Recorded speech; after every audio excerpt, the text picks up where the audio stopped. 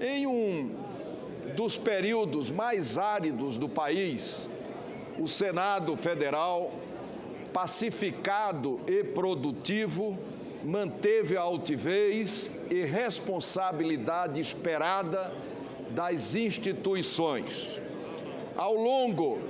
Senador Omar, ao longo de 4 anos, fizemos na casa muitas mudanças. Administrativamente, eliminamos redundâncias, desperdícios e conferimos mais organicidade administrativa. A economia, senhores senadores, senhoras senadoras, foi de mais de 884 milhões de reais. Entre centenas de medidas, destaca-se a extinção do Hospital do Senado, o fim dos inaceitáveis 14º e 15º salários pagos aos parlamentares, a extinção de 25% das funções comissionadas, o aumento da jornada de trabalho, o corte dos supersalários acima do teto constitucional, fusões administrativas, cancelamentos de contratos e de aposentadorias, redução de terceirizados e proibição de contratos emergenciais, entre outras, antecipando a própria crise que o país viveria na sequência. Com a racionalidade administrativa e com a venda da folha de pagamentos, ampliamos, senador Armando Monteiro, os investimentos do Senado Federal em mais de 200%, comparando-se com os investimentos de 2012. Adotamos um programa de transparência único. Todas as informações aqui no Senado Federal, elas são públicas, exceto aquelas que são protegidas por lei, pelo sigilo. Contamos com a colaboração do Conselho de Transparência, que, como todos sabem aqui no Senado, senador Eduardo, é o único Conselho de Transparência do Poder Público a contar com integrantes da sociedade civil. Conforme várias entidades atestaram, entre elas a Fundação Getúlio Vargas, o Senado é a instituição pública mais transparente de todas as instituições públicas do Brasil. Nós somos hoje, senhores senadores, 100% transparentes, 100% transparentes. O vigor legislativo, e me permitam sobre isso algumas palavras, é inquestionável. Deliberamos 2.929 vezes, apreciando 2.929 matérias, sendo que 2.406 foram aprovadas. Demonstração, senhores senadores e senhoras senadoras, de que apesar da pulverização partidária, somos capazes de reunir maiorias para ampliar a formulação de políticas públicas. Foram inúmeros os avanços. Igualamos direitos ao aprovar a extensão dos direitos trabalhistas aos empregados domésticos, o Estatuto da Juventude, o projeto que obriga a reconstituição de mama pelo SUS, a transparência no ECAD, a regulamentação da profissão de vaqueiro, o direito de transmissão da permissão de taxista, o financiamento da saúde, o Plano Nacional de Educação, os royalties do petróleo para educação, saúde, estados e municípios e a ampliação das votações abertas, o orçamento impositivo que quebrou o monopólio da União no tema e a aposentadoria especial para pessoas deficientes. Aprovamos a nova lei do feminicídio, aprovamos o Código de Proteção ao Usuário do Serviço Público, a universalização da Defensoria Pública, o refinanciamento das dívidas estaduais, a troca do indexador dessas mesmas dívidas, o Fundo de Combate à Violência contra a Mulher, a prevenção e a repressão ao tráfico de pessoas, a redução tributária para micro e pequenas empresas, a importante PEC para combater o trabalho escravo, a lei do menino Bernardo, com a ativa participação aqui neste Senado Federal da apresentadora Xuxa, o piso salarial para os agentes comunitários de saúde, o novo marco civil da internet e a ampliação do Super Simples. Digno de registro, o projeto criando a prevenção e combate à tortura, a PEC da música, a regulamentação das casas lotéricas, a lei do racha, a regulamentação da profissão de árbitro, o projeto ampliando o atendimento no combate ao câncer, a meia entrada para estudantes, reajustes na tabela do imposto de renda, o marco da biodiversidade, a chamada PEC da Bengala, o fim do financiamento empresarial nas eleições, além de tantas outras proposições. Várias propostas, senador Jorge Viana, originaram-se no Senado Federal. Entre elas, a instituição fiscal independente, que é um considerável avanço, já implantada nesta casa. A lei de responsabilidade das estatais, que contou com a magnífica participação do senador Tasso Gereissati, o fim da obrigatoriedade da Petrobras em participar com 30% no pré-sal, a gestão profissional dos fundos de pensão e o fim dos supersalários no serviço público. No Pacto Federativo, senhores senadores, e já encerro, convalidamos os incentivos fiscais, mudamos, como disse, o indexador das dívidas estaduais, aprovamos o compartilhamento dos recursos das vendas não presenciais, o aumento de 1% no fundo de participação dos municípios, já tínhamos dado 1%, e um testemunho que trago de Alagoas, senador Aloysio, a quase totalidade dos prefeitos do Brasil, principalmente dos prefeitos das capitais, só pagaram os salários em dia porque este Senado Federal, por sua iniciativa, aprovou a repatriação dos ativos que estavam no exterior e, no final, negociou para que fosse entregue ainda na administração passada a multa proveniente dessa repatriação. Após uma histórica reunião com os governadores, nós proibimos a criação de encargos aos estados, Distrito Federal e municípios sem a respectiva receita. Igualmente relevante foi, como falei, a repatriação de ativos, aprovada em 2 rodadas, porque a nova repatriação, que valeria a partir de março e está na Câmara dos Deputados de 2017, também já foi aprovada aqui, como avançamos bastante ainda na primeira repatriação proposta do nosso querido senador Randolfo Rodrigues. Também inserimos, como todos sabem, a segurança pública entre as competências comuns da União, Estados, Distrito Federal e municípios. Facultamos ainda o acesso dos estados a um percentual dos depósitos judiciais e administrativos. São matérias de absoluta qualidade que agregaram receita aos estados brasileiros, a todos sem exceção, e aos municípios brasileiros também. E mais, quando constatou-se, senador Eunice Oliveira, que havia a utilização da totalidade dos depósitos judiciais pelos estados de Minas Gerais, do Rio Grande do Sul e do Rio de Janeiro, nós criamos uma lei, uma nova lei, com critérios, com um fundo para assegurar o pagamento das decisões judiciais. E essa matéria foi aprovada no Senado para a Câmara dos Deputados e ainda está aguardando a apreciação daquela Casa do Congresso Nacional.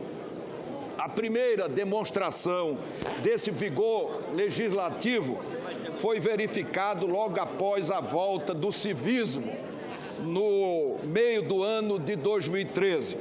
Nós aprovamos aqui, senador Aloysio, senador Fernando Collor, senador Waldir Raupp, nós aprovamos aqui mais de 40 propostas em menos de 20 dias. O povo bateu a nossa porta e o Senado trabalhou com a multidão à sua porta, na rua, dando respostas do Senado, do Parlamento, às manifestações, pautados legitimamente pela sociedade. Como todos lembram, nós agravamos a pena da corrupção e tornamos o crime de corrupção como crime hediondo. A ficha limpa para os servidores. O Senado Federal foi o primeiro órgão público do Brasil que implantou, por decisão interna, a ficha limpa para os seus servidores. Implantou por decisão interna, porque essa matéria foi votada aqui no Senado e ainda não tramitou conclusivamente na Câmara dos Deputados. Portanto, o Senado é o único órgão público do Brasil que usa essa regra. Aqueles que não têm a ficha limpa não integram os seus quadros.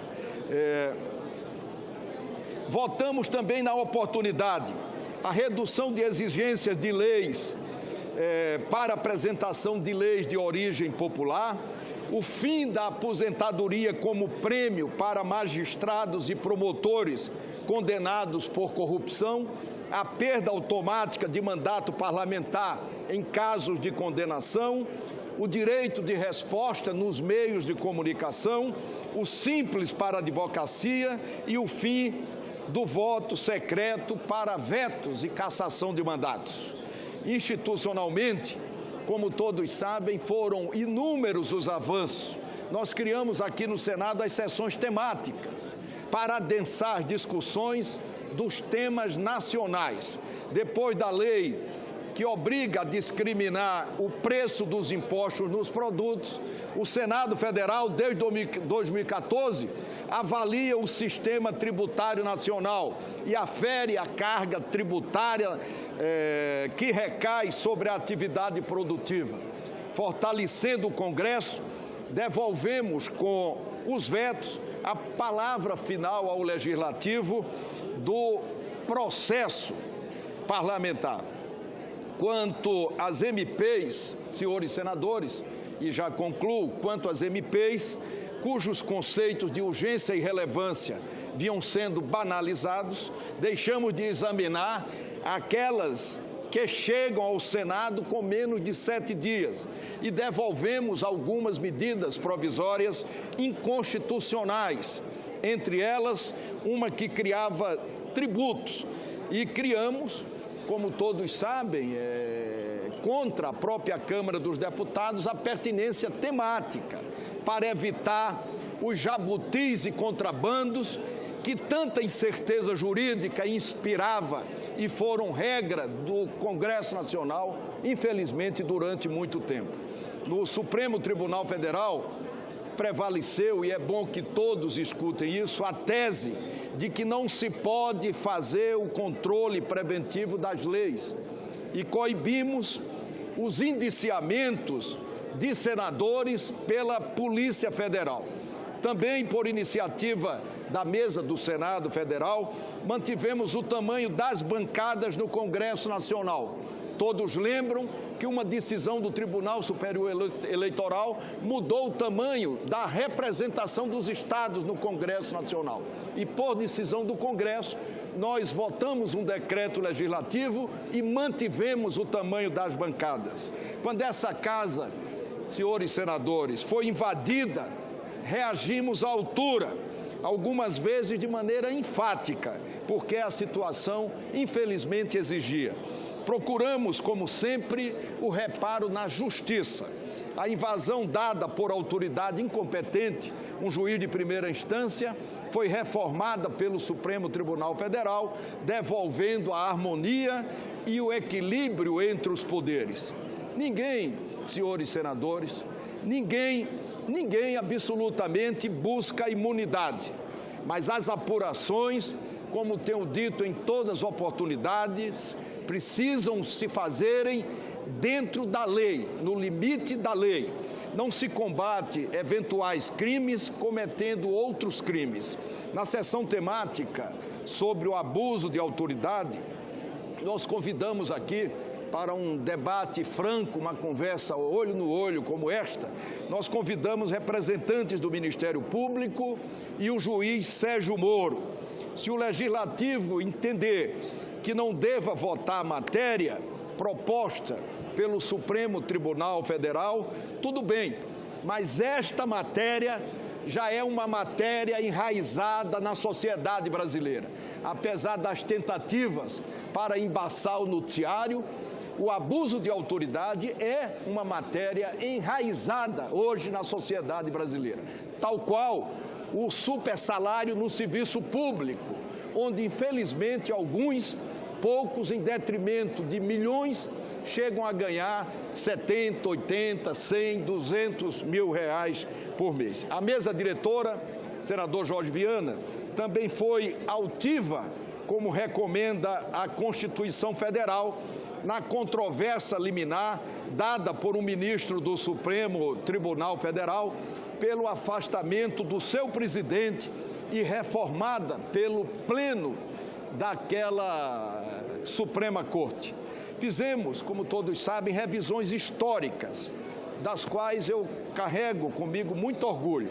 Restituímos mandatos retirados ilegalmente do senador Luiz Carlos Prestes, do seu suplente Abel Sherman e do presidente da República, João Goulart.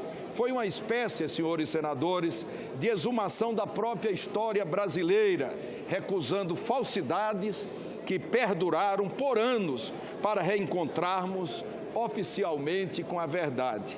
No ápice da crise, o Senado Federal, e já estou encerrando, no ápice da crise, o Senado Federal ofereceu, como todos lembram, uma agenda ao país, denominada de Agenda Brasil. Foi elaborada, como todos sabem, com o propósito de melhorar o ambiente de negócio, conferir previsibilidade jurídica, recuperar níveis de produtividade e a confiança dos agentes econômicos. O Senado nunca foi indutor de crise, sempre fomos parte da solução. A Casa se comportou como um poder moderador, preservando as instituições, a independência dos poderes, as garantias individuais coletivas e as soluções democráticas, sempre as soluções democráticas, recusando anomalias, sejam elas anomalias políticas ou anomalias institucionais. Os processos de impeachment, como todos viram no ano que passou, são atípicos. Eles deixam lições sempre amargas. Todos se ressentem dele. No processo que resultou no afastamento da presidente da República, é imprescindível assinalar que o Senado Federal se pautou pela isenção, equilíbrio e responsabilidade. Adotamos o roteiro da Constituição, os acórdãos do Supremo Tribunal Federal e o precedente de 1992. Sob essa presidência, a voz da oposição foi sempre sagrada, como também foi o direito ao contraditório, aos prazos e ao amplo direito de defesa. A democracia, senhores senadores, senhoras senadoras, se constrói com ritos e com critérios isonômicos. Graças a Deus, a temperança e disciplina do Senado, chegamos a bom termo em sessões olímpicas que serão marcadas pela civilidade e respeito à própria divergência. Fundamos o que são, aliás, fundamentos indissociáveis. O Senado Federal modulou sua atuação, evitando uma disritmia institucional e fissura incuráveis para as futuras gerações. Demos as respostas na velocidade adequada e, como todos sabem, sem atropelos.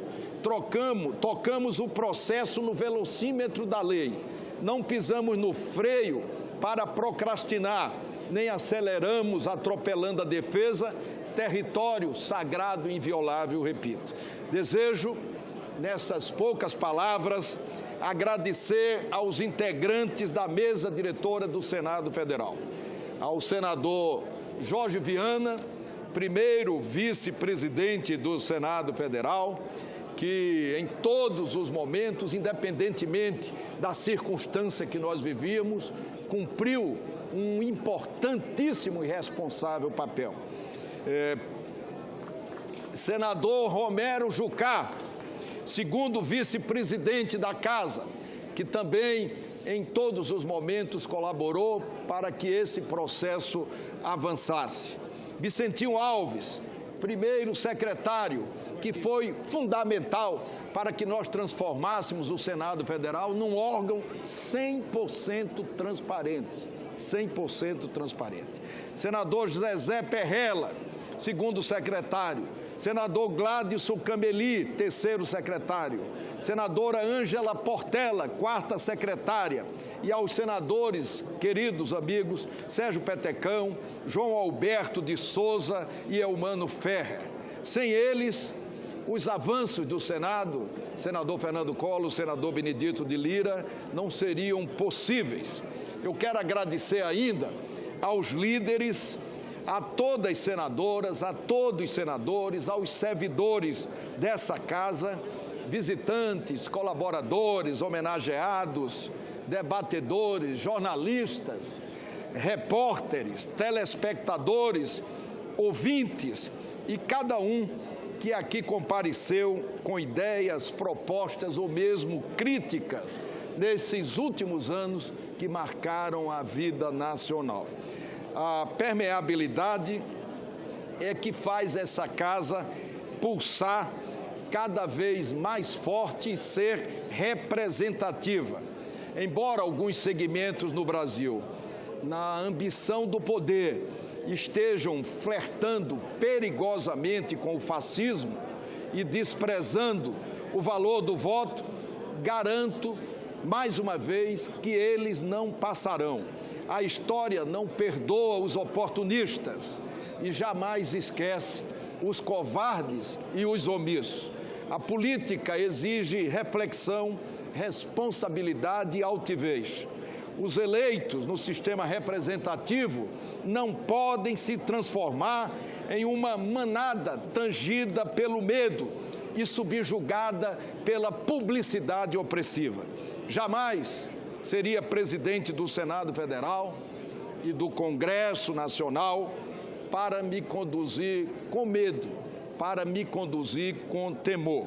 Demonstrei isso por ocasião da prisão do ex-senador Delcídio Amaral, com um flagrante forjado, que a submeti de pronto à apreciação do plenário do Senado Federal, nas conduções coercitivas impróprias contra senadores, das buscas e apreensões ilegais e dos vazamentos manufaturados conforme a conveniência da fonte. Depois das turbulências, senhores senadores, senhoras senadoras, é hora de um pouso suave para o Brasil.